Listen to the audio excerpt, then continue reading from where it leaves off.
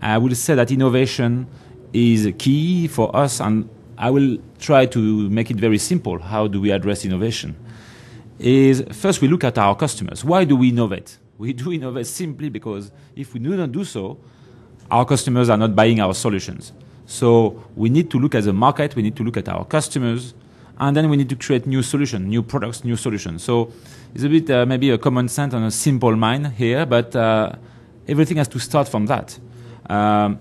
Just to give you numbers, for example, we invest I remember a chairman mentioned a famous 4%. We are lucky here in GE, we are at 5 to 6% of our revenues actually, which we reinvest in research and development, which to give you an idea globally, last year we spent more than $6 billion in research and development globally. And what is interesting, and that's why you have the link with our customers, is that we spend more than $4 billion in green technology or clean technology. So that's an interesting aspect here to keep in mind. Second point, we say customers, but we say also, I will mention that public policy can have a real role, obviously, on innovation.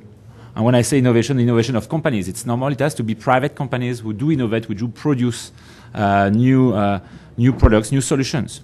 And here the public policy, we think, can be extremely also innovative, but forward-looking, and it has to be so. If you look at, for example, energy sector, if you look at the energy sector, there's a lot of debate on energy security, on energy efficiency. We have a beautiful energy policy, which is, when I say beautiful, I use this word, this adjective in a good sense. It has been forward-looking, ambitious. We have to reach this 20%. So how do we do so now? So public policy, customer needs that you can require more innovation. When I say public policy here, an example also for innovation is you need to have innovative public procurement.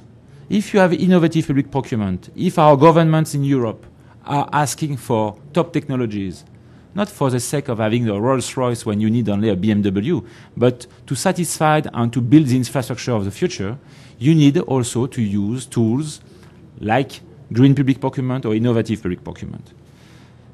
To these two remarks, I will say that at GE, one good case, and after I will tell you why we are not perfect and how we try to move in innovation.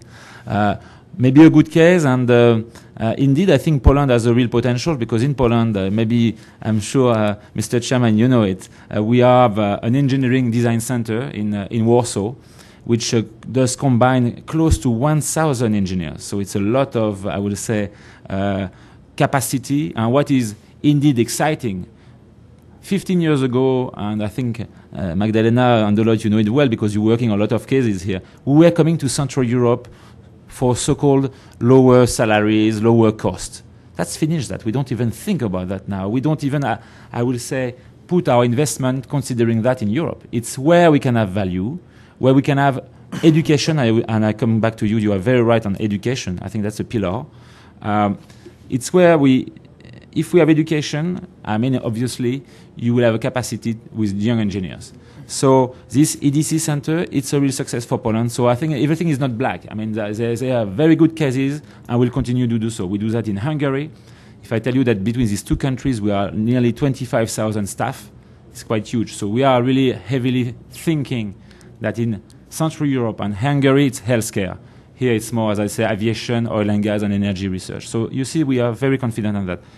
Now, that's nice, but we have to... we see we are not perfect. And one thing which is interesting is, I have to say, is we were very internally focused. And you mentioned, I see Nokia case, and I saw a beautiful internal, we do market intelligence, obviously, and we saw that Nokia was very forward-looking and GE was not very forward-looking. On one aspect, there is also another buzzword we use a lot. Yeah, is innovation, but now you have open innovation. To simply said is, we were always looking at our research internally. We wanted to keep our intellectual property. You know that's a key issue, of course, for all our companies, to keep our intellectual property and to ensure that it's transferred in a proper way for us. Otherwise, it's very expensive and we don't have a return on investment. Now, even a company like GE, which was very close on that, is considering open innovation, which means simply to work with partners and then to share. We have a big deal earlier this year in China, where we will actually provide all the aircraft engine to the future Chinese plane. If we will not have done an open innovation or partnership in terms of research development, on demonstration, and I will say implementation afterwards, will not be in China. We will have been excluded. So the game is changing innovation now. When you do innovation, you do partnership with your customers. That's quite interesting. And you come back to the basics. Here, I give you an example. We have launched, for example, very new for GE. You maybe know that GE has, we are very involved in the green economy, and I use the green economy in the broad sense. But we have launched in 2005 our strategy for green technologies. At a period, I may say that I think our chairman has been extremely forward-looking, because in 2005 in the US, we had an administration which was not very pro, I will say, green agenda. I mean, the green agenda was not even on the table of that administration. So I think it has been interesting. And just to say that we were moving up since 2005, so we thought we were good also here on green technologies. But we realized that, again, we were coming back to this. We want to keep our intellectual property.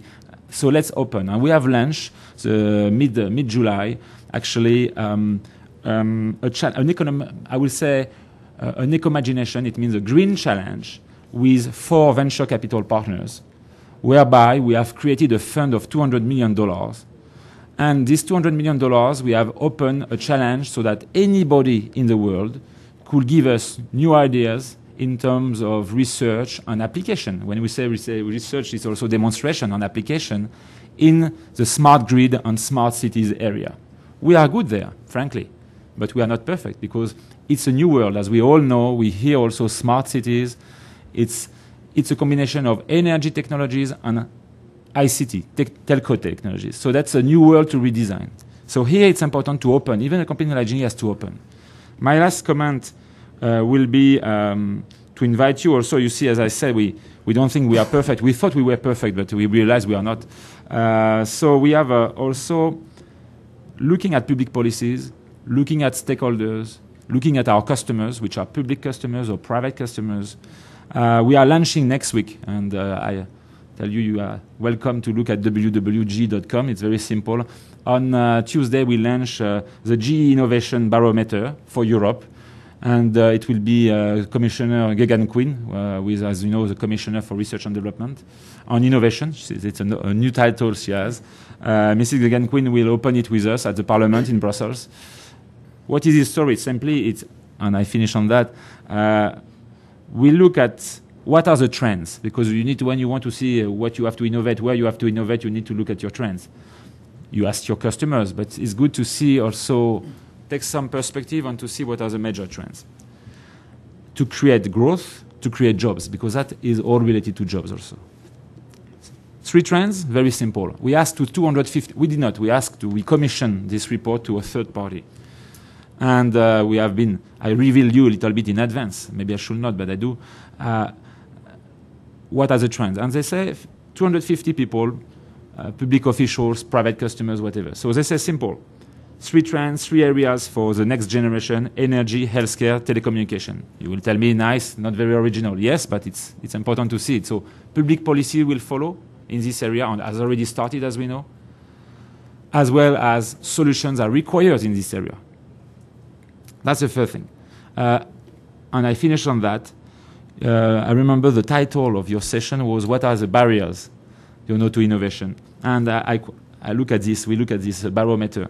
Interestingly, 74% of this 250 panel says that it's innovation is, I will say, hindered by simply bureaucratic procedures. Not very original. Flexibility, clarity, simplicity of the selection criteria.